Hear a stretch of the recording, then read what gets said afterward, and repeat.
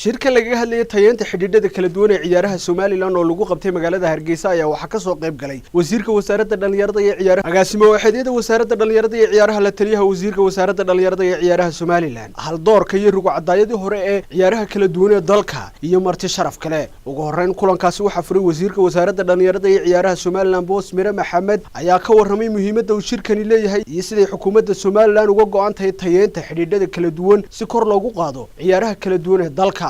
tayeenta xidhiidhada aad iyo aad baa loogu baahan yahay sidii hadda wax loo qabsameyn lahaa iyo sidii wax loo qaabeyn lahaa waxa la iska sugayay idinka maadaama tiin way aragii ciyaaraha anigu maalintaani waxaan ballan qaaday inaan la tashado way aragii ciyaaraha in anigu demaan aqoon sports like administration baan garanayay